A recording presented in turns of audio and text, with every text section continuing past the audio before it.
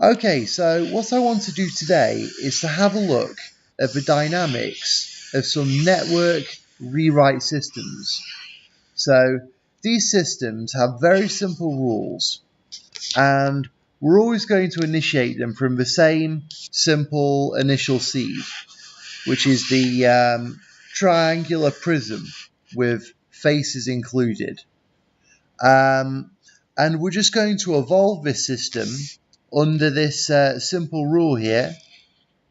I'll explain about how the rules work later. And we're just going to observe the kind of pattern which gets produced, the network. And in this case, after a large number of time steps, we see a fairly elaborate network being produced. Now, what's interesting though is that we want to study the dynamics of not just this rule, but a large number of different rules. Okay, so if we change our rule from the 13th randomly selected rule to the first one, then we see the behavior of our systems change quite dramatically. Now we have a hexagonal lattice rather than the crazy shape that we had before. Okay then, so let me give you some incentives to be interested in these kind of systems. I think one of the best reasons to study them is that they can produce some absolutely fascinating structures. So this particular structure here, perhaps I can zoom in on it a little bit.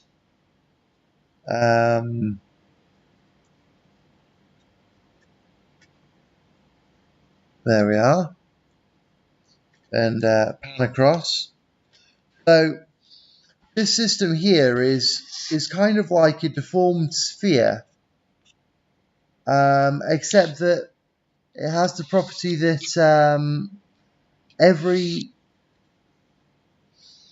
it's kind of like a deformed sphere, which is made out of regular polygons. It's made out of polygons of different sizes, but it has some very interesting other features as well. I mean, it seems to naturally produce these kind of limbs which shoot out, and as you evolve the system further, you see that it seems to shoot out limbs in different directions, almost as if it was some kind of growing organism. Now, I haven't actually run this system for long enough to see what it truly produces, but it's certainly very, very interesting. And here's another one, another kind of thing we can expect to see within our family of rules. This system here seems to lie on the boundary between sort of fractal and complex systems.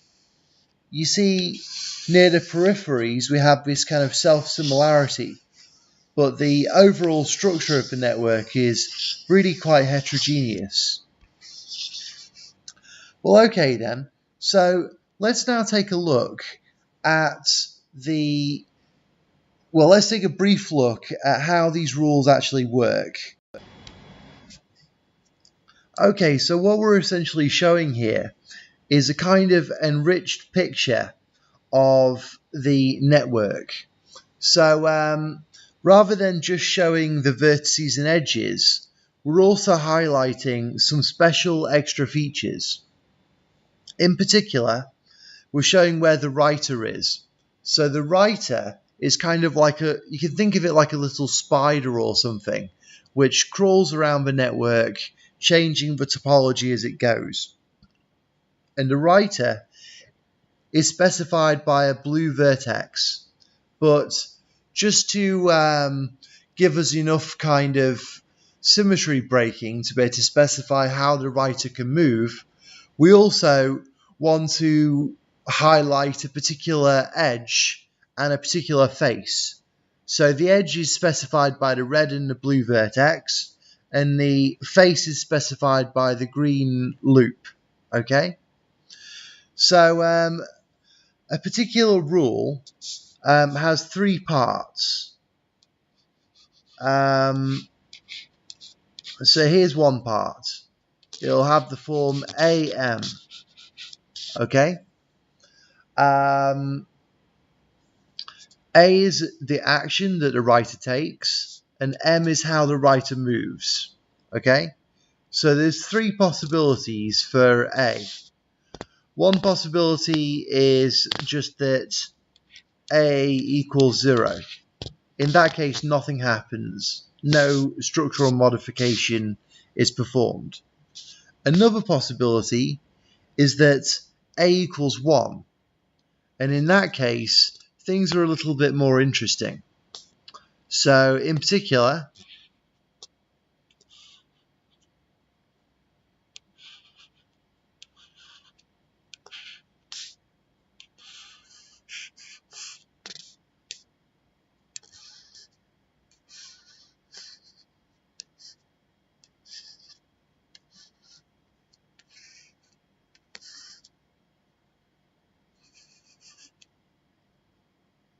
we have something like this, where we're essentially replacing a vertex with a triangle. Or, if you like, since these graphs are essentially polyhedra, you can think of it as truncating one of the vertices. Now, to be more precise, we're actually truncating the old location of the writer vertex. So there's the old location of the writer vertex. And there's the red vertex there. That's kind of like the trail. And also,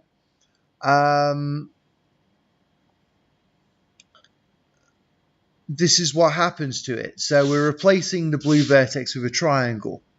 Now, this is the action that occurs, the replacement with triangle. In addition to the action, A, there's also going to be some movement, M. So let's just say, for the sake of conversation, that our rule which we're seeing here is having the name... Oh, sorry, I made a mistake. I meant to say that no action occurs when A equals 1. And the triangular replacement occurs when A equals 2. Okay? I forgot that we ought to keep these integers positive. Okay? So anyway, let's just suppose that we have a situation where AM is equal to 2, 1. So now A equals 2. And so, yes, we have triangulation. And in this case, when M equals 1, the way that the writer moves is such that after this update, the kind of red trail of the writer is going to be here, and the kind of head of the writer is going to be here.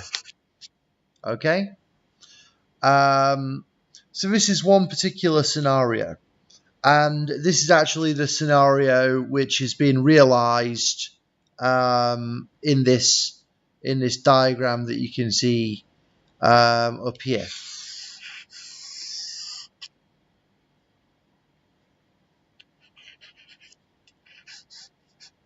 This is a 2-1 kind of update operation.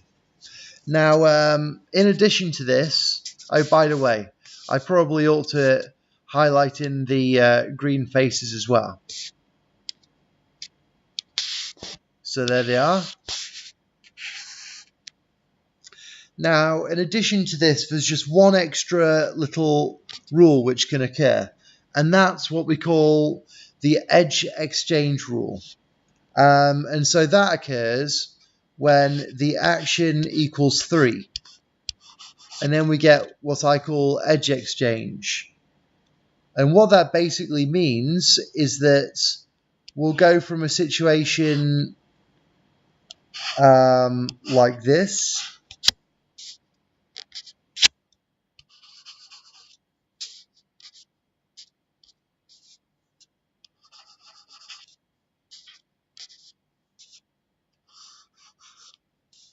And we change this into a situation which is like this.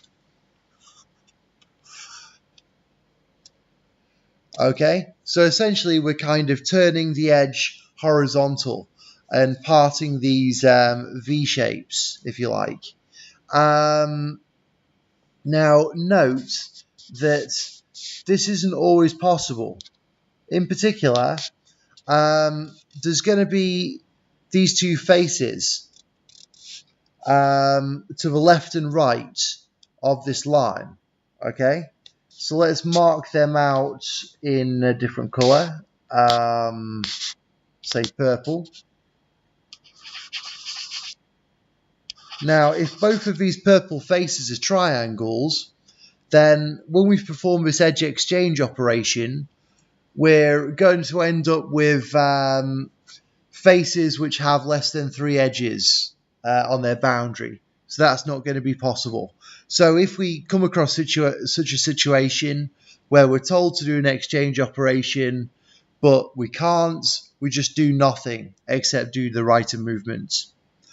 Okay, so that's pretty much all you need to know about these rules for now. I'll explain them in more detail later. Now let's get down to the much more interesting task of actually looking and seeing what happens to these systems. So we'll go back up to our manipulator.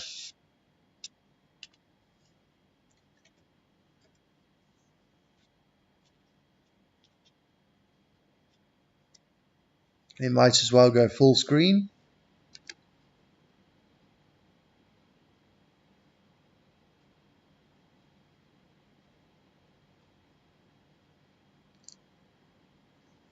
Okay, so the first rule in our set seems to produce some kind of hexagonal grid.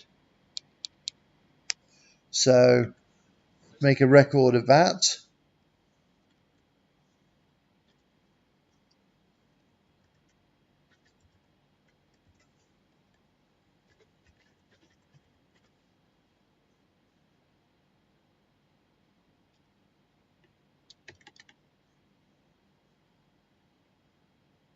Next rule makes a fixed structure.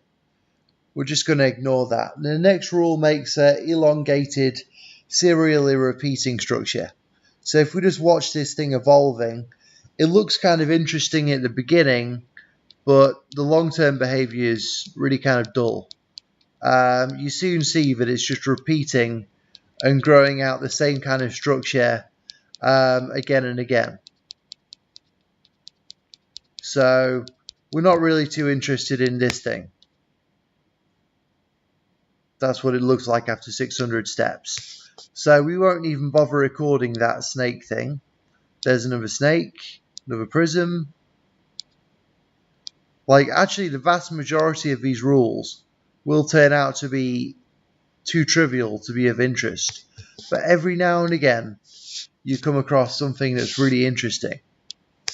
So here's that thing I was checking out before, rule number 13. So what's going on here? Well, sometimes it helps to do a more in-depth study of a particular rule, because manipulate can only allow you to actually run the rules for so long. So what we can do is we can use something like this command here.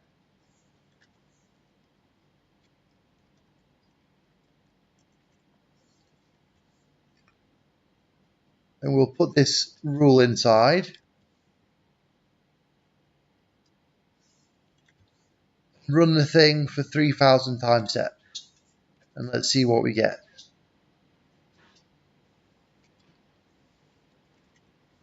And I think this is going to be some kind of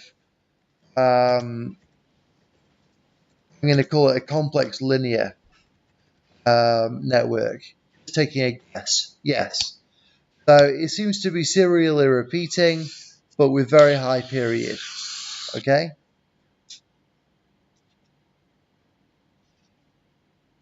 Right. So let's carry on.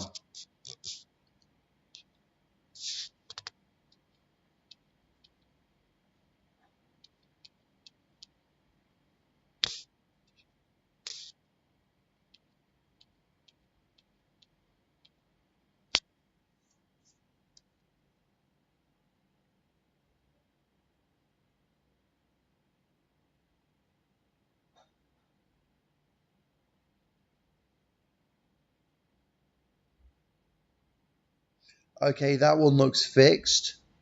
And here, I think we've encountered a new breed of network. And this is something fairly interesting, actually. This, I believe, is what we call a hyperbolic network. So let's just evolve it for a little more time. Yes. Okay, then. So, if you've looked at some of my other lectures about how to make hyperbolic space out of hyperbolic paper, you should understand why we have this crinkling here. Essentially, this is a kind of hyperbolic network. Now, that means it kind of corresponds to hyperbolic space. Most of these systems correspond to two-dimensional space in the sense that if you pick a vertex and you count how many vertices there are within a distance r of it, then the system will grow like r to the d, where usually d is 2. So we have 2D space. Sometimes D is 1 and we have 1D space. Maybe that's the case here. But in this case here, the number of vertices within R actually grows exponentially with R. And that's because it's really not Euclidean. It's a hyperbolic kind of setup. So let me plot this for some different. Okay, let me organize this. So this was the one that's complex linear. And we want to get some different pictures of this hyperbolic network at different stages of its growth.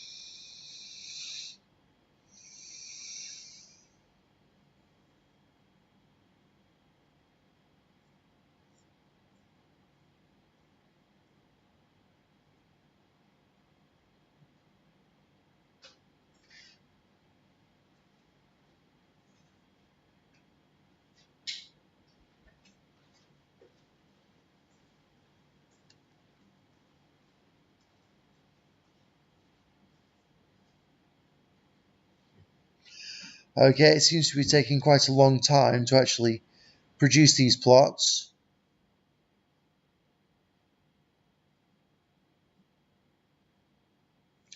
Now, while we're waiting, let's just take a closer look at this thing produced on time step 400. So, notice that the basic structure is actually, okay, there might be some imperfections, but it's basically produced by a really quite simple algorithm. You just start at this triangle in the middle and you keep drawing outwards and sort of splitting the path. So in other words, you keep sort of bifurcating outwards. And after you've done that to a certain distance away from the central triangle, you just draw a loop around the outside. So you kind of change your branching tree structure into an actual non-tree like graph. Okay, so here's the network we get after 4,000 time steps. Now it's interesting. I find this kind of structure reminiscent of, I don't know, maybe something in the lungs of a body, or some crumpled up paper or something, or some coral. There's many structures which this looks kind of similar to, but essentially it's another indicator that we really have a fractal network here. We have lots and lots of vertices on the peripheries. They're folded up. And if you think about distances, this is actually a very small network. It's a kind of small world, because to get from one vertex to another, all you have to do is go through the middle, and each of the vertices is very close to the middle.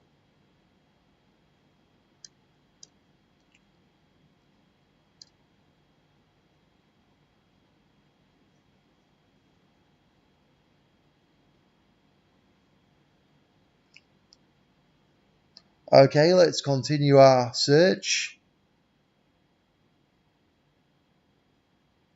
A nice necklace there. Ah, what's that?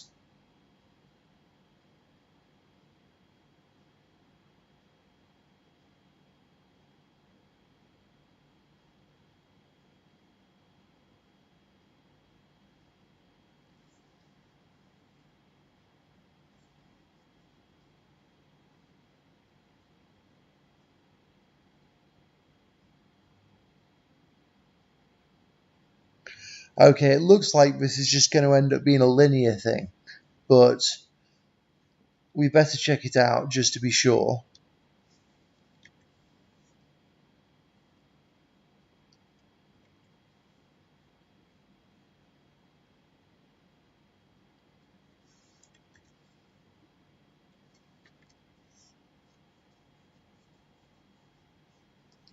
No, it looks more interesting. Okay.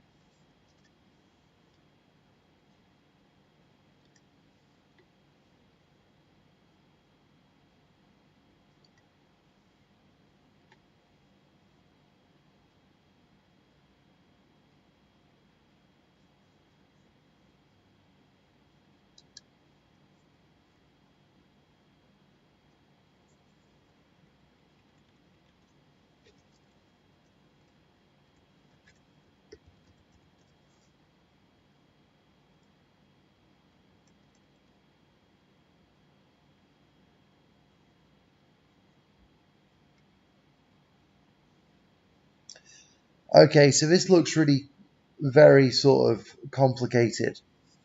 Maybe we run it up to time step 7,000. And okay, I think this is actually frozen. It's very interesting. This really big complex form is actually frozen. It's not changing anymore. So this is actually a fixed point, it seems. So that's a very interesting thing, really. I mean, it's kind of amazing that that little cube and this tiny little rule specifies how to create such a complex form, and just freezes it a little bit like a a seed will grow into an oak tree and then stop growing. Okay, so this produces a large fixed network. Well, okay, let's carry on our exploration.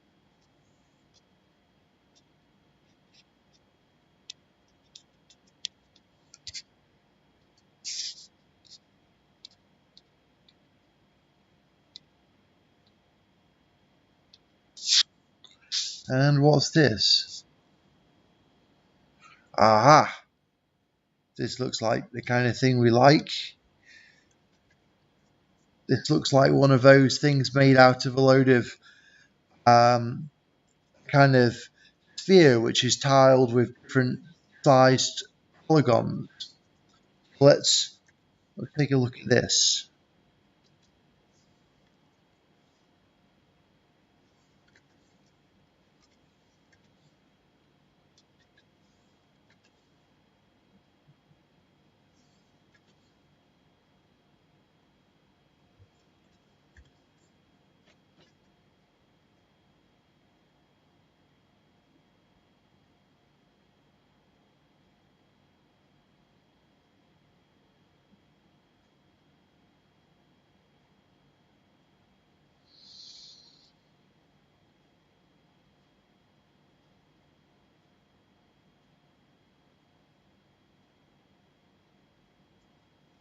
Okay, so in fact we've got a bit of a surprise here. I thought we were going to end up with some bubbly kind of spherical structure, but it turns out that we've got some kind of bubbly linear structure. And I bet if we keep evolving it for long enough, we see that it actually serially repeats. In fact, it looks like this kind of thing's already starting to occur. Anyway, onwards. Let's find more things.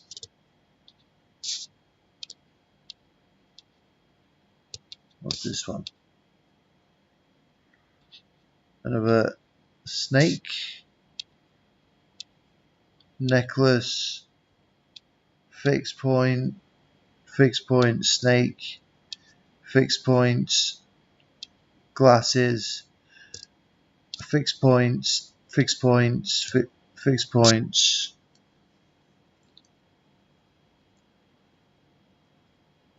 Oh, there's something.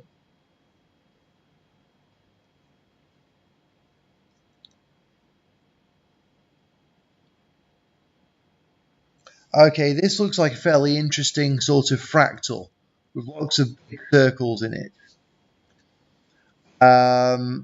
Let's plot this.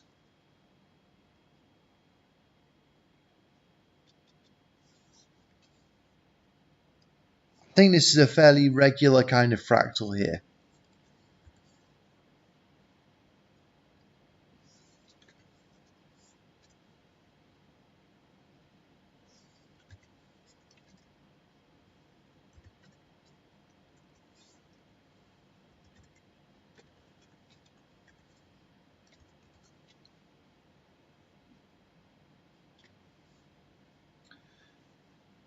And one can certainly see the self-similarity in this kind of structure.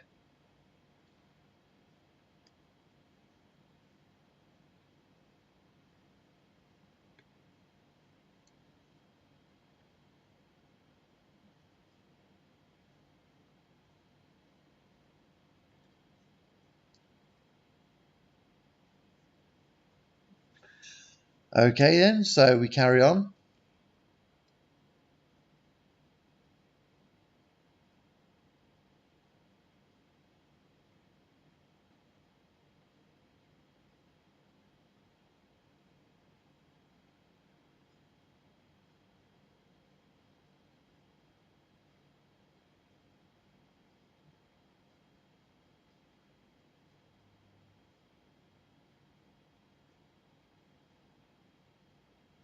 My God, that's an odd one. There seems to be some kind of oscillating pair of handcuffs or something. A very strange shape indeed. Anyway, okay, another hyperbolic network. If we evolve it for a long time, yes, we see it curl up. I think we've already seen things like that, so there's no need to make a record of it.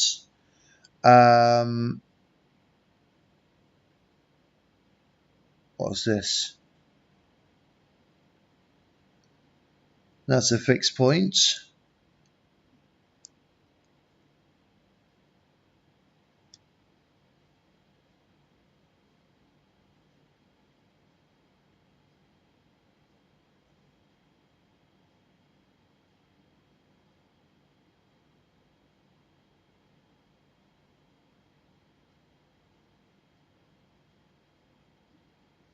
Okay, something new.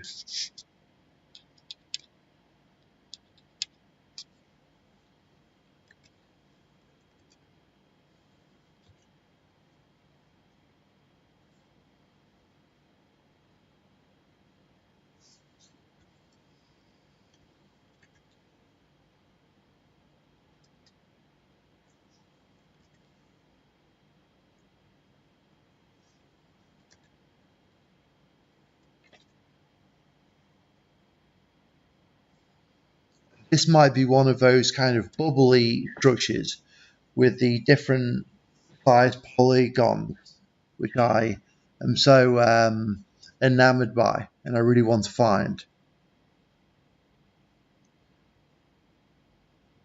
It's difficult to say why I'm so interested in these things. I guess they're going to make some amazing shapes when we figure out how to properly geometrically plot these systems. You see, at the moment we're using Mathematica to graph plot the systems, but there's no reason in theory why we can't do it all geometrically. In fact, I've worked out most of the way to do it. Um, and so when we do it all geometrically, we'll retain all of our symmetry from our original prism. And instead of producing networks, we're going to be producing polyhedra. And I think the polyhedra corresponding to stuff like this is going to be really interesting.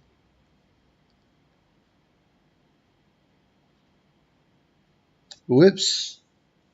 Jesus, 10,000 time steps. No, that's too many. 3,000. Oh, getting a bit hasty there.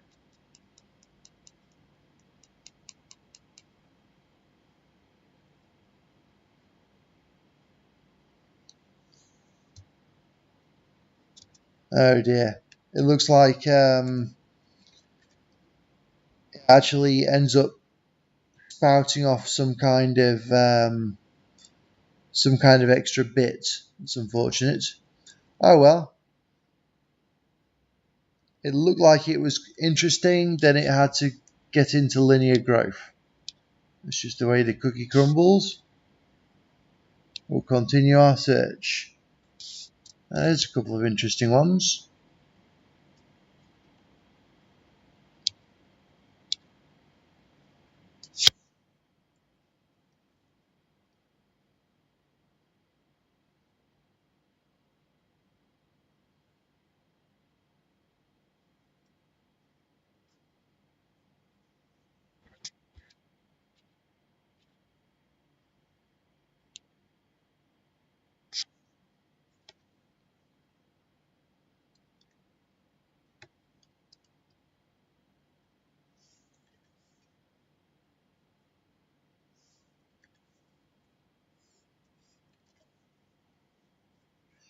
Okay, it looks flat. Looks complicated. Looks kind of 2D.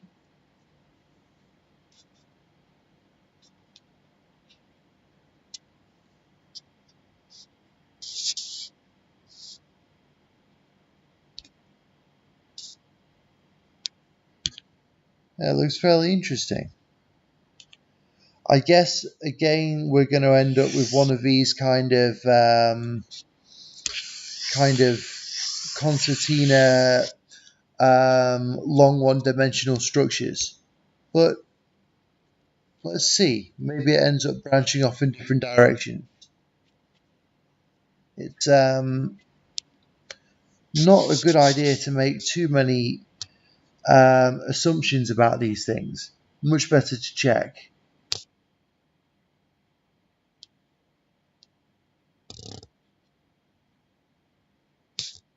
That's a funny fixed point.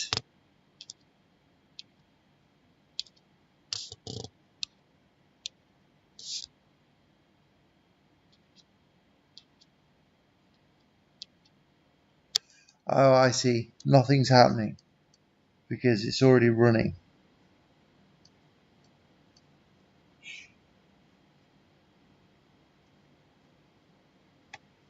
Oh, wow. Okay, so it does seem like we've got a highly complex network here. I can't think of much else to describe it. It's complicated in every measure.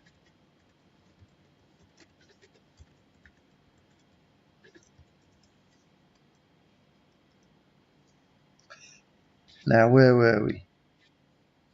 Last thing I remember was 90.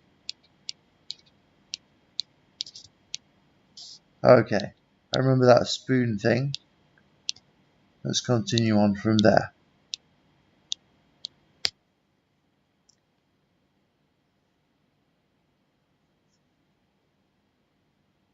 What's this one then? 22223.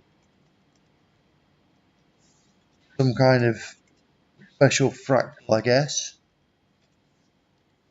Lots and lots of circles and triangles.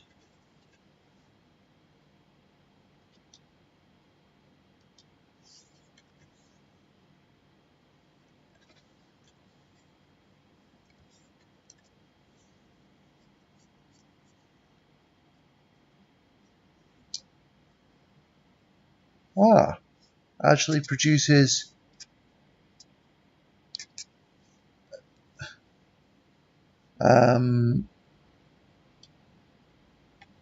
kind of like a chain. Okay.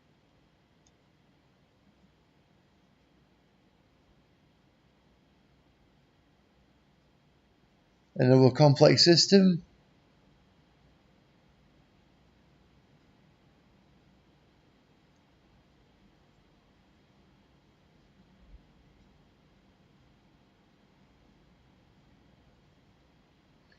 That looks sort of 1D, so I'm going to ignore it.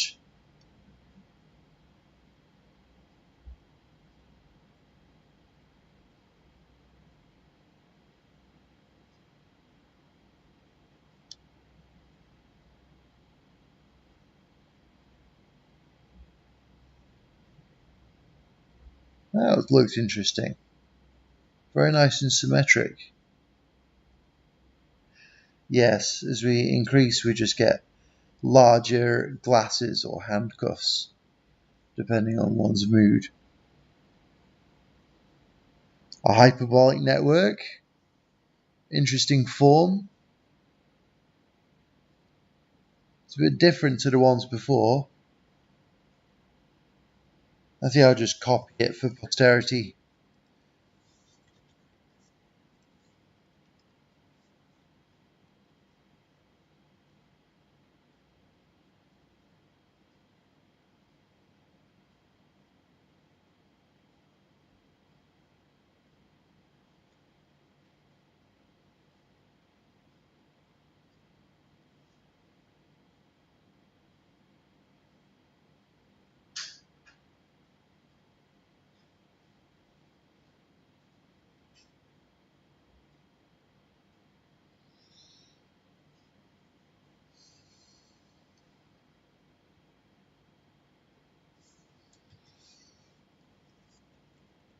I think this is going to be another hyperbolic network.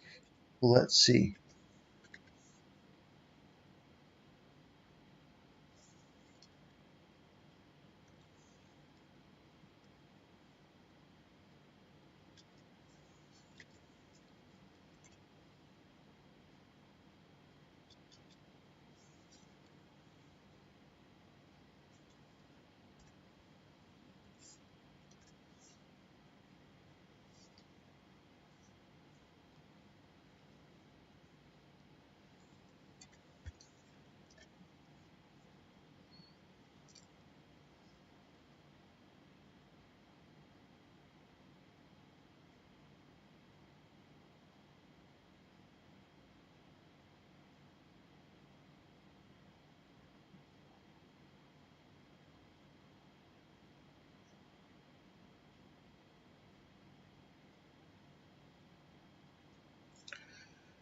Okay then.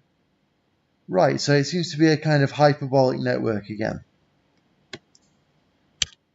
Rather more interesting and kind of diverse than some of the previous ones. So I dare call this complex hyperbolic. Sounds difficult to understand.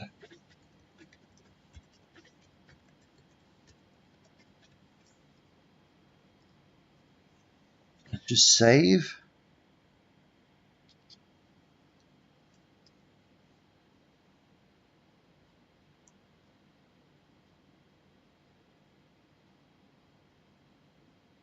Okay, that's another one of those fractals with many circles in. We've seen them before. Aha. What about you?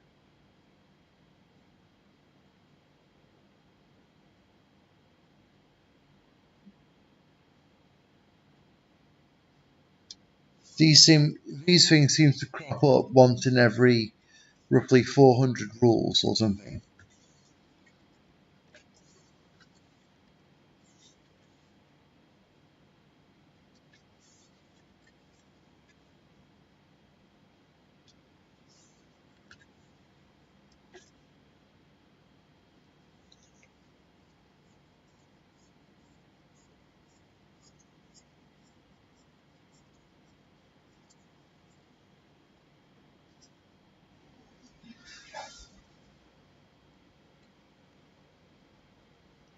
Beautiful.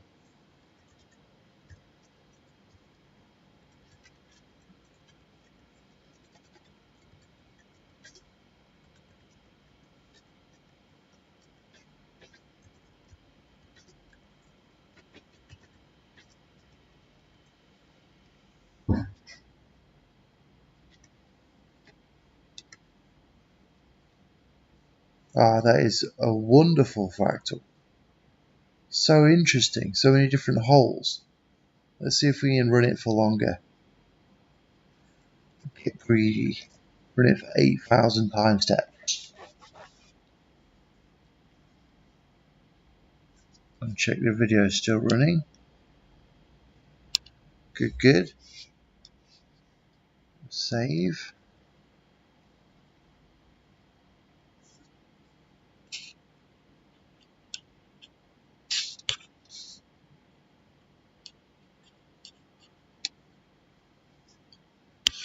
Yes, that is a very nice fractal.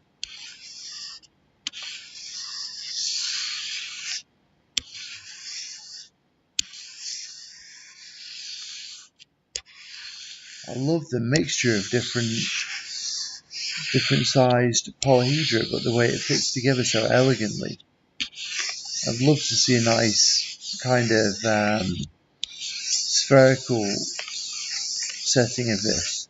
I bet it could be projected into one.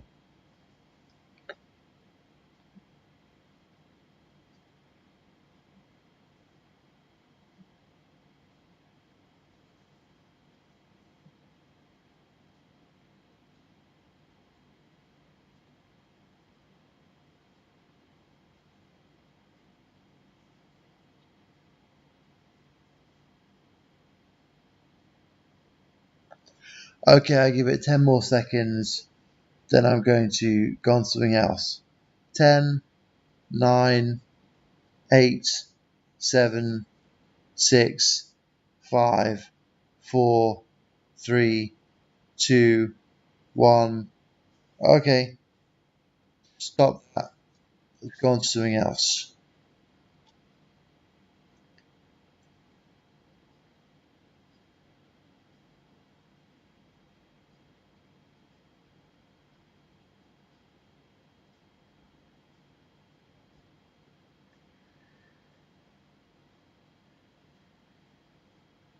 Oh, is it another bubble? Certainly looks like it. Yes. Amazing.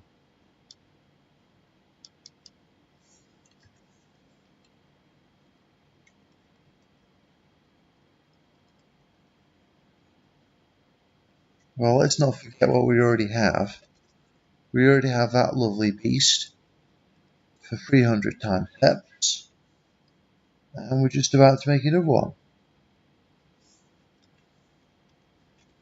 3,000 time steps. And this one, well, again, why not 3,000 time steps? And we can compare. Look remarkably similar. It could even be identical.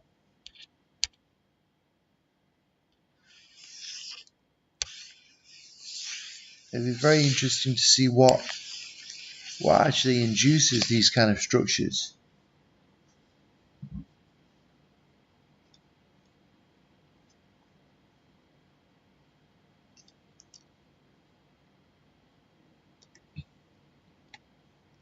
Oh, if anything, that's even nicer. Oh, I must see what it looks like on timestep 5000. I just have to.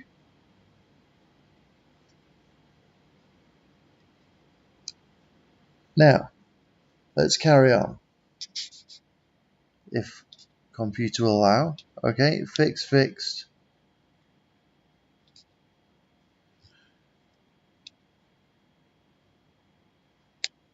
Hyperbolic.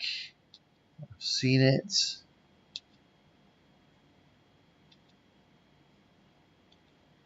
Necklace. Fixed. Okay, it looks like we're not seeing anymore.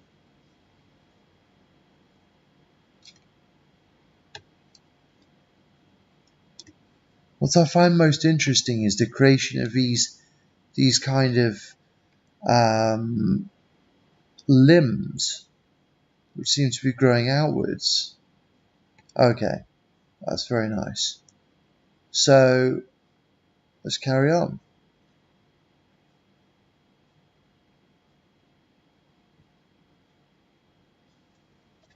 Step 170. Let's just look at the last few, make sure we didn't miss anything. Okay, so we carry on.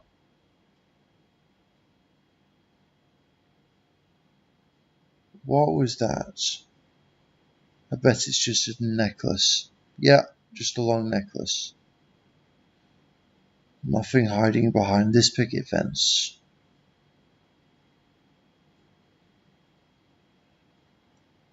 Okay.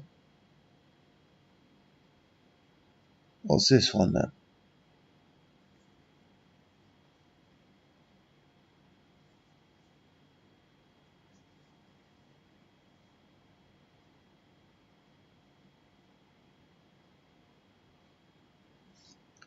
Something strange. Can't quite put my finger on it. Better plot it.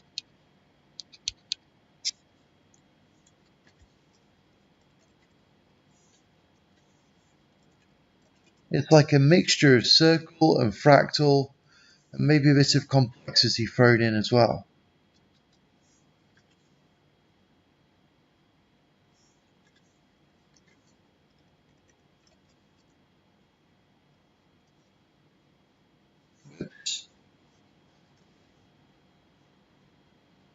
I think 2000 should suffice.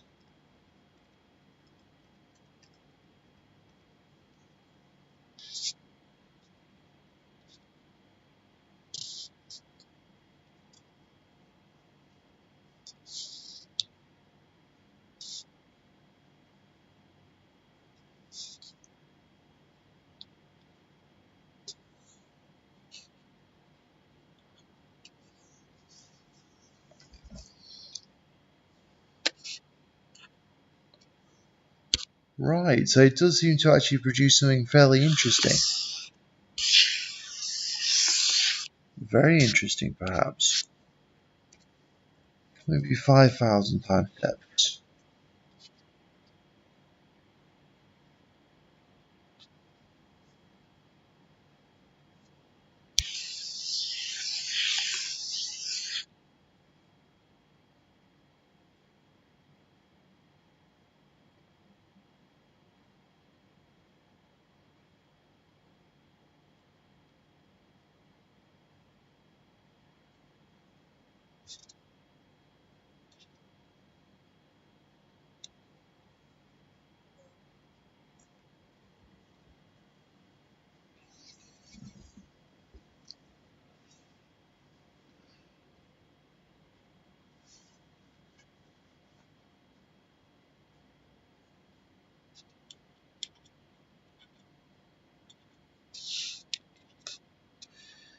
Yes, it does seem to have quite a lot of heterogeneity.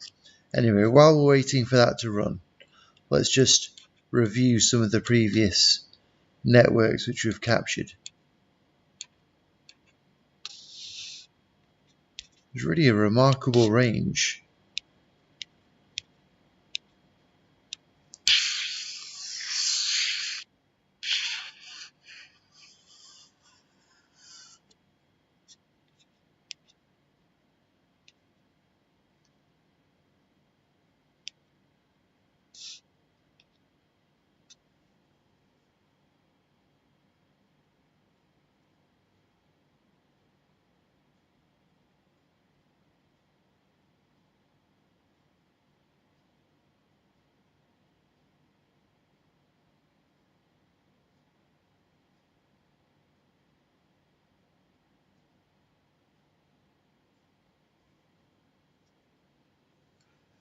Okay, I bought that. 2000 is enough. And let's complete the task.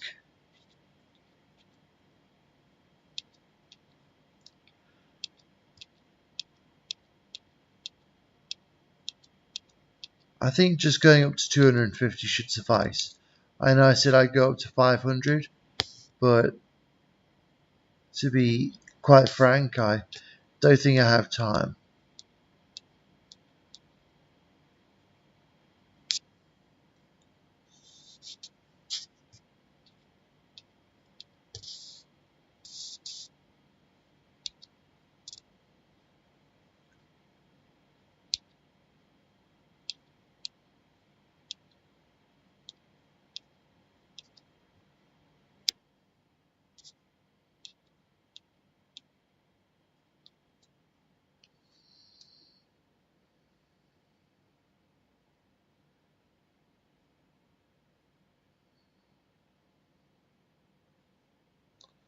Okay then. So here we are. We've completed our investigation.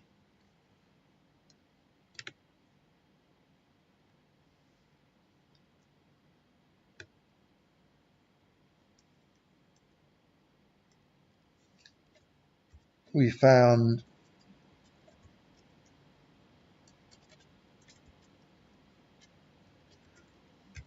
complex 2D flat circular fractal networks. Now I'm just throwing adjectives in here. I really don't know how to technically describe these systems. To be honest, it's a matter of making up language half the time. We've got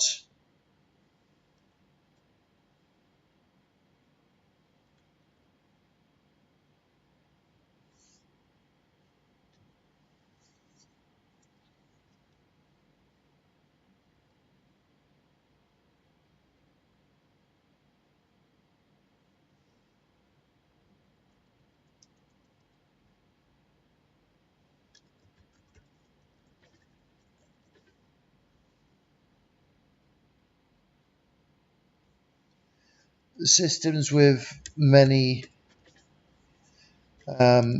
different polyhedra, polygons, different sizes,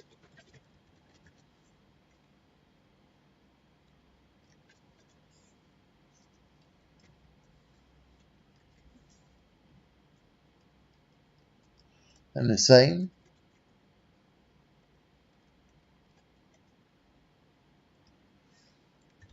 I shall just call this tree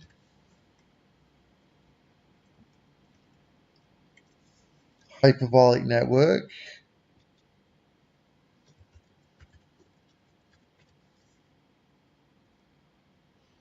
Obviously the linear, complex networks, fractals,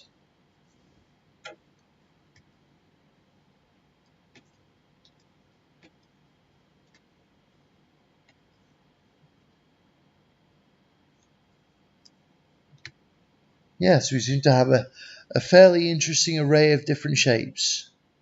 So I urge you to explore some of these systems for yourself.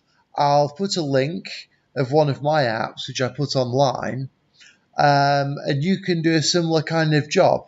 It's very, very entertaining, and it's enormously worthwhile because ultimately no one understands what these kind of simple systems can do.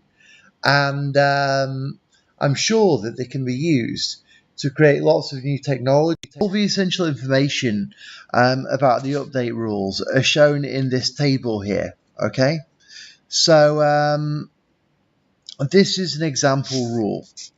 This thing written in grey on the left-hand side. And as I've already said, these different terms correspond to action movement pairs. So let's look at the first one. That's 3, 1, okay? So that would be the case where the movement is equal to 3 and movement is equal to 3 and the action is equal to 1. So it would correspond to this case here. So what does that actually mean? Well, what it basically means is that the red vertex is going to get placed in the current position of the blue vertex. The blue vertex is going to get replaced at the other side of the edge, which is pointing out of the blue vertex away from the current green face.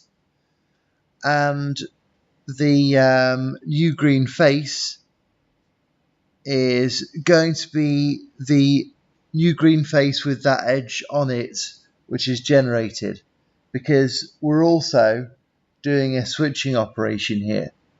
Sorry, we're also doing a... No, we're not doing any operation here. We're just moving the writer, in fact. My apologies. Yes, because this is 3, 1, so the second term is 1. So the action is simply not to do anything with the vertex. Now let's look at another condition. This is a bit more interesting. 4, 2. Okay, so where's this happening? 4, 2. It's happening here. So what we're seeing here is that the old place where the blue vertex was is getting replaced with a triangle. And there's different movement, and the green face has been redefined because of movement type 4. And finally 2, 5, which is going to be here. So obviously these rewrite operations can apply to lots of different structures, not just these particular ones. The important thing in deciding which rule to apply is that you have to work out what the type of the particular system / writer is. Remember, the green face is the kind of associated face with the writer. If it has less than 6 vertices, then it's type 3. If it has 6 vertices, it's type 2. If it has more than 6 vertices, it's type 1. And with that information, you can find out which of these 3 pairs you should use.